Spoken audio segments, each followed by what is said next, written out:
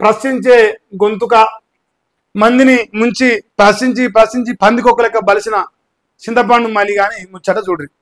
BC reservation పైన వాటి నిన్న ఢిల్లీకి వేయిండు, ఇంప్లీడ్ అయింది అంటుండు, ఇంకేందో అంటుండు. అయితే ఢిల్లీకి పజరెట్ వచ్చినాయిరా, రాత్రి ఢిల్లీలో ఉండు, పొద్దుగాల గల్లీలో ఉన్నాడు. హైదరాబాద్ వార్తలకు వచ్చిండు, వార్తలు అవుతాడు. ఏరమ్మా లేచా వార్తలకు వచ్చినవిరా, ఢిల్లీ నుంచి రాదట్టు వచ్చినవరా, ఎవడిచ్చిర్రా నీకు పైసలు ఇంత స్పాట్లా? బాబా ఎడవన్నావు రాత్రి, మరి ఎక్కడ వచ్చినారా పైసలు నీకు? రేవంత్ రెడ్డి ఎంగిలి మెచ్చుకుని ఢిల్లీకి వేయండి, మళ్ళీ వచ్చింది. మీరు చూడరే సుప్రీంకోర్టు ముందలేనా? ఆహా, ఓహో, 42% మా రైట్ అట, ఆ హక్కును అడ్డుకోవద్దట, పిటిషన్ వెనక్కు తీసుకోండి అంట. ఎవరు తీసుకోవాలరా బోసిడికే? ఎవరికి రా నువ్వు చెప్పి ప్రచారం చేసి ఓటు వేయించింది కాంగ్రెస్ వాడికి. ఇలా కేసు వేసిన ఎవరా? కాంగ్రెస్ వాడు. సిగ్గి లేకుండా అగ్రకులాల ఉచ్చరాగి ఎమ్మెల్సీ అయిన కుక్క నువ్వేంద్ర తీసుకో అని చెప్పేది. వాళ్ళు ఎట్లా తీసుకుంటారా? అడిగి అర్హత ఉన్నారా నీకు? పిటిషన్ వెనక్కి తీసుకోండి. పిటిషనర్లకు బీసీ సమాజం తరఫున విజ్ఞప్తి చేస్తున్నా. ఆహా, ఓర్రా నువ్వు మా తరఫున విజ్ఞప్తి చేస్తాను, నువ్వు ఓడి బొచ్చు. కానీ బీసీలకు నీకేం సంబంధం? నువ్వు రేడియోలకు సంబంధం. నువ్వు రెడ్ల ఉచ్చరాగిరోనివి తెలియదా? రేవంత్ రెడ్డి, పొంగులేటి శ్రీనివాస్ రెడ్డి లెక్క ఇప్పుడు ఇంత పొడుగు ఉంటుంది, 40 మంది లెక్క చెప్పాలి. ఇప్పుడు వాళ్ళ గదిలో నువ్వు ప్రతినిధివి. కేసు వెనక్కు తీసుకోకపోతే రాష్ట్రంలో మరో బొచ్చు కూడా మాకు సంబంధం లేదు నీతో. నీ ఉద్యోగం ఏదిరా? యూట్యూబ్ ఇద్దామా? యూట్యూబ్ లో ఉద్యోగం చేసేది ఏందిరా? నీ సకాలంలో మనము అశోక్ సార్ లెక్క నిరాహార దీక్ష సావు అట్లన్న పీక్తావు, శని వెళ్తుంది జనంకి, వాట శని మొత్తం పీక్తుంది. అట చేయడం వల్ల అట చేస్తే పీక్తాడు కదా. నువ్వు నిరాహార దీక్ష చేసినావు అనుకో, మేమే నిన్ను విరమించకుండా చేస్తావురా బాబు. 51 రోజులు కాదు, 52 రోజులు, 53 రోజులు పొట్టి చీరాలు లెక్క చేసి పీకు నువ్వు శని వెళ్ళిపోతావు మాకు. అట చేయడం వల్ల ఉద్యోగం చేస్తాడు మొఖాన మన్నవాడు. తర్వాత జరిగే పరిణామాలకు రేవంత్ సర్కారే బాధ్యత వహించాల్సి ఉంటుంది.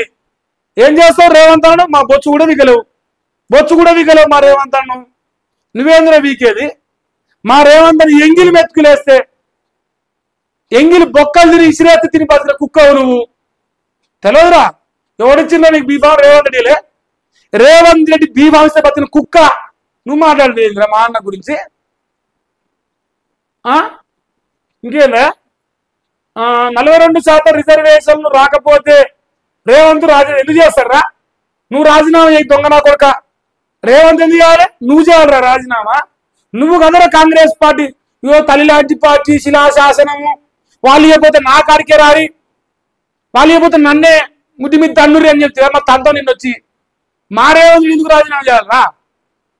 బరాబర్ రేవంత్ చెప్పిండు, మేము దొంగలరా బాబు, ఏ నుంచి జట్టు వరకు కుంభకోణాలు చేసినాం. అయితే దొంగ నా కొడుకు ఉంటే కాంగ్రెస్ ఉండాలి, లేదంటే జైల్లో ఉండాలని మేమే చెప్తుంది. అసలు లంగల పార్టీ సపోర్ట్ చేసిన లంగనా కొడుకు లంగమల్లి గారు తన వినిదానాలు కదా. ఫస్ట్ వీడి కదా రాజీనామా చేయాలన్న సౌటా? వీడి కదా రాజీనామా చేయలేక దమ్ము లేని దద్దమ్మ లెక్క దొంగ నా కొడుకు లెక్క దొంగ ఉద్యమాలు చేస్తానే దొంగ కథలు అనుకుంటే రేవంత్ రెడ్డి ఎంగిలి మెతుకుని పార్టీ పెట్టిన దొంగ నా కొడుకు కదా. కానీ తప్పు నావరిల్లా ఈ సక్కదానం పాడుగాను ఎడమోపోయినారో మాకు నువ్వు మా నాశనం కాల. హైకోర్టులో పిటిషన్ పెండింగ్ లో ఉండగా ఇక్కడికి రావడం సరికాదు. మా దగ్గర పిటిషన్ ఎందుకు వేసిర్రు? బీసీ రిజర్వేషన్ పై అక్కడే తెలుసుకోండి, అక్కడే పిటిషన్ ఉండగా విచారించలేము. ఇంకంతే యాజ్ ఇట్ ఈస్ సేమ్. రేపు మావోరెడ్డి పిటిషన్ పై విచారణ. ఉన్నత న్యాయస్థానం ఏం తీర్పిస్తుంది? కొట్టేస్తుంది. ఎవరిని రమ్మాలి? ఎవరు రాజీనామా చేయాలి? కాంగ్రెస్ పార్టీ బీసీల కోసం న్యాయం చేస్తుంది. ఇంకో ఇప్పుడు కాంగ్రెస్ కు ఓటైతే మొగనికి 2000 ఎత్తున్నాయా? మొగనికి పెళ్ళడానికి 4,000 ఇస్తాం. చెయ్యికి ఓటైతే 10 కాదు 15 వస్తాయని నోట్ల మన్ను కోసం దొంగ నా కొడుకు వాడి తండ్రి ఫస్ట్ వాడు రాజీనామా చేయాలి. మొక్కల చెప్పు ఏమో పోయినారు నువ్వు. ఓ అమ్ము జర రాగురాయా, ఏ వార్త గమ్మత్తున్నది. ఓ మల్లేశ గాడి ఈ వార్త రాసేవాడు. నువ్వేనా ఈ వార్త రాసింది? ఏమో బూట్లు పట్టుకొని అంగిలాగు లేపుకొని సింగు లేపుకొని పోతుంది కదా కాళేశ్వరం కూలిపోయిందని ఓర్లంగమలిగా క్యూ న్యూస్ పెట్టినప్పుడు ఉరికిపోద్ది గారా ఎంగిలి మెతుకుదిరి కాంగ్రెస్ లో ఉచ్చదాగిపోద్ది గారు ఆడికి కాళేశ్వరం కాడికి ప్రజలారా ఇంకో కాళేశ్వరం కూలిపోయింది ప్రజలారా ఇంకో ఇది ప్రజలారా ఇది కూలిపోయింది ఇది కాలిపోయింది నీ బతుకుల మాన్నవాడా నేను ఇట్లా ఉచ్చబోసి కొట్టగదురా నువ్వు వద్ది కాదురా ఆడికి నువ్వెట రాశారు ఇప్పుడు కూలిపోలే కానీ సిగ్గిసారు ఇజ్జత్ లజ్జ ఉన్నాడు నీకన్నా నా ఈ బతుకు పాడుగాను అది చూడరా కాళేశ్వరం కూలింది అంటాడు మళ్ళీ మల్లన్న సాగర్ నుండి హైదరాబాద్ తీసుకోపోతుంటా అంటాడు ఇప్పుడు మల్లేశగా నువ్వు చెప్పురా నువ్వేమన్నావు గంధమల్ల కాడికి పోయి కాళేశ్వరం మరి కేసీఆర్ ఉచ్చలాగినవా గంధమల్ల కేసీఆర్ ఉచ్చలాగపోయినావా గంధమల్ల కాడ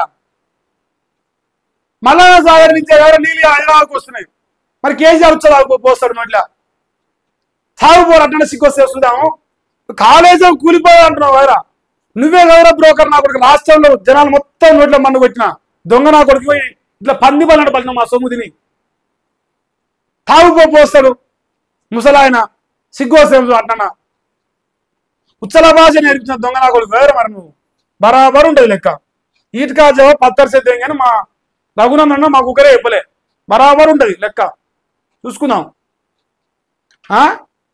మరి మల్లన్న సాగర్ కట్టింది ఎవరు మల్లన్న సాగర్ ని మెయ్య కట్టిండా మా సార్ కట్టింది మా సార్ కడితే ఒక బ్రోకర్ నా కొడుకు బ్రోకర్ వాళ్ళు చెప్పి జనాన్ని నోట్ల మనం వచ్చి పంది బలంటు ఎలుగోడు బలం పరిచింది మా సొమ్ముదిని సహాయ పైసలు పిచ్చపోడు అలాగే కడలేదు కానీ మల్లన్న సాగర్ కాళేశ్వరంలో భాగం కాదా అందులో కేసీఆర్ శ్రమ లేదా సీఎం రేవంత్ సమాధానం చెప్పాలి మాజీ మంత్రి ఎమ్మెల్యే హరీష్ రావు కమవున అరా పొత్తున అర్రనికేమన్నా రోజు గౌరవించి ఇన్ని రోజులు 2 రోజులు ఐదు గెలవకుండా తాగుతున్నావా ఏంద్రా మాజీ మంత్రి ఎమ్మెల్యే గారు హరీష్ రావు గారు ఇదేం రాతలరా బాతాల పూజటం రాయగా బద్మాష నా కొడుక బాధల పక్కన అలవడుతుంది ఇప్పుడు బాతాల పూజట అంటే జనాలు అంత కోపం మరి అటుడే మళ్ళీసా జర జాగ్రత్త తమ్మి జర ఊర్ల పంట ఒక్కరి ఓకు కేసీఆర్ మీద ప్రేమతో జనాలు చంపేది అంటారు వీళ్ళు తర్వాత మళ్ళీ మా మీద కేసులు అయితే చంపినాక మాకో పరిశాన్ పెట్టకు తమ్మి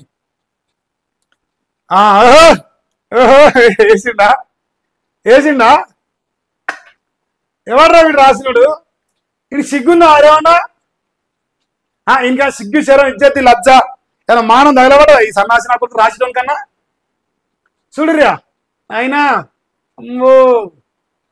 భయం గుట్టిస్తున్నావు మల్లన్న ఏమని మందుచ్చదాగా మా ఉచ్చదాగి భయం పుట్టిస్తుండా బహుజనుల కోసం రాజకీయ పార్టీ నిర్మించి బహుజనులేందిరా బీసీల కోసం అండి గారా పీకిర్రా అప్పుడే ఇంకా వీకిర్రు ఇప్పుడు దళితుల బాగా వచ్చిందా ఇప్పుడు దళితులను అవమానించండు డిఎస్పీ పార్టీ అవమానించండు ఇప్పుడు దళితుల పేట ఎత్తావు అలా ఉత్సవాగితే ఎత్తాడు ఆ ఉత్సవం పోసి గౌరవపెట్టిపోయి అందరు కలిపిపోయాలి అటు దాగనుంది ఏముంది చెప్పి రెడ్ల దాగిండు బీసీల దాగిండు దళితుల దాగిండు ఇంకోంటే మైనార్టీ ఒకటే దాగేది ఉంది ఇంకా ఇది ముబారక్ దేతా క్యూనిస్ కే తరఫ్ సే ఇంకేంద్రా దడ పుట్టిస్తున్నానంట ఉత్సవోజు కొడతాడు జనాలు ఇప్పుడు ఎన్నో ఏళ్ల నుంచి అణగారిన జాతులకు జరుగుతున్న అన్యాయాలను బడ్జెట్ లో జరిగిన లోపాలను బడుగు బలహీన వర్గాలకు కేటాయించిన నిధులను దొంగ నాయకులు పేదల కోసం ఖర్చు చేసిన పైసలను దొంగ నాయకులకు మల్లిగాడు కండ్లకు పెట్టినట్టు చూపిస్తున్నాడట ఏంది ఇన్నాళ్ళు నిధుల్లోకి జారుకున్న మేధావులు తగ్గలేదు ఎవర్రా వాడు మేధావి బీసీల కోసం నాయకులు ఆడుతున్న 42% డ్రామాను ఇప్పి చెప్తున్నావు ఎవర్రా డ్రామా ఈ డ్రామా నా కొడుకే కదా మమ్మల్ని తల్లి లాంటి పార్టీ తల్లి సోనియా గాంధీ ఇచ్చిన పార్టీ మరి ఏదిరా రిజర్వేషన్ వీళ్ళే గౌరవం మీకు అన్నాల్సింది ఇప్పుడు కాంగ్రెస్ పార్టీ నా వల్లే అధికారానికి వచ్చింది మరి తన అల్లా వద్దావాని ఇప్పుడు వాడే గొంతుకు వచ్చింది మళ్ళీ వాడే పసు పెడతా అంటున్నావు ఏందా స్థానిక ఎన్నికల సంస్థల ఎన్నికల నుండే లడాయి షురు చేస్తావు ఏడ చేస్తావు ఇది రేవంత్ రెడ్డి కాంపౌండ్లా బొక్కేస్తాడు తిను ఇట్లా బొక్కేసిరేస్తాడు తిను మళ్ళా నీ ఆవేదనలో అర్థం ఉంది మా ఉచ్చ తాగడం అర్థమైంది బరాబరం మా సాయబాజలు దీనిలే తాగొచ్చు తప్పే ఉంది నీ ఆలోచనలో రేపటి భవిష్యత్తు కనిపిస్తుంది మళ్ళీ అని భవిష్యత్తు జనాభాలో అత్యధిక శాతం ఉన్న కులాలు ఎంత మీ లెక్కెంత మున్నూరు కాపుల లెక్కెంత మున్నూరు కాపులలో మల్లేశ గాని ఇంటి పేరున్న కుటుంబాల లెక్కెంత ఎట్ట మలేసి గారు ఒక్కడేనా బీసీ అంటే ఇంకో లేడా బీసీ ముఖ్యమంత్రి ఇప్పుడు నేనేమంటానా అత్యధిక గ్రౌండ్ లెవెల్ బీసీఏ నుంచి ఒక ముఖ్యమంత్రి రావాలంటారు నేను బీసీఏ జాతిలో ఉన్న కుటుంబం బీసీడీ అంటే అగ్రకులమే అల్లగుడి నిజం నేను బీసీడీని ఒప్పుకుంటా పోరి నేను కూడా అగ్రకులం కిందకి వేసుకోరు కావాలంటే మళ్ళీ కూడా బీసీడీ నన్ను వదిలేసేది బీసీఏ నుంచి బీసీబీ నుంచి గ్రౌండ్లోకి వెళ్ళి అంటారు ముఖ్యమంత్రి ఒప్పుకుంటారు నువ్వు దొంగనా కొడుకు ఆడేందుకు కూడా వాడే కావాలి ముఖ్యమంత్రానికి ఒక గౌడ బిడ్డ బీసీఎఫ్ పార్టీ రాఘవేంద్ర గౌడ్ తొక్కేసే దొంగనా కొడుకుడు అశోక్ సార్ గౌడ్ కాడికి పోని దొంగనా కొడుకుడు ఈయన బతుకు వందలేదా ఈయన బతుకు పాడు నాకు మనం మండని చెప్పి చట్టసభలు అడుగు పెట్టలేదంటే పెట్టలేదంటే అది అగ్రవర్ణాల నాయకులు పడిన పన్నాగమే ఇది ముమ్మాటికి దొంగలు దోపిడీ చేసిన కుట్రలే ఎవడాడు దొంగ నా కొడుకు ఈడే కదరా పోకుండా చేసిన లుచ్చా నా కొడుకు మలేషు పటేలు నువ్వు పచేలు లెక్క వండుకో ఇక నువ్వు ఎక్స్ట్రాలు చేసి ఇన్నే లత్కోరు ముచ్చట రాస్తే ఆగదు వాడు వెంకటిగాడు ఎగిరి సావాలి ఒక వెంకటి ఎంత మొత్తుకున్నా ఇది కూడా భయపడదు నా ఇంట్లో ఇంకా వీకేదేంద్రా రిపోర్ట్ కొడుతుంది ఛానల్ ఆగం చేస్తుంది ఫైనాన్షియల్ ఇబ్బంది ఇంకా నన్ను వీకేదేంద్రా మీరు వేస్తే జైల్లో ఎత్తారు అయ్యేది ఏం లేదు మన్ను కూడా లేదు వదిలిపెట్టను ఇంతవరకు చింతపండు మల్లేశ కానీ ముచ్చటుందా ఇంకా మరి మిగతా విషయాలు ఎవరెవరు ఏం రాసిరు ఏం కథ తెలంగాణ రాష్ట్రంలో ఏం జరుగుతుంది రేపు పొద్దుగాల రాదు రేపు సాయంత్రం వస్తుంది న్యూస్ రేపు సాయంత్రంలో మరి హైకోర్టు ఏం జరిగిందని తెలుస్తుంది యథావిధిగా చూద్దాం అప్పటిదాకైతే మనం ఇంకా ఓపిక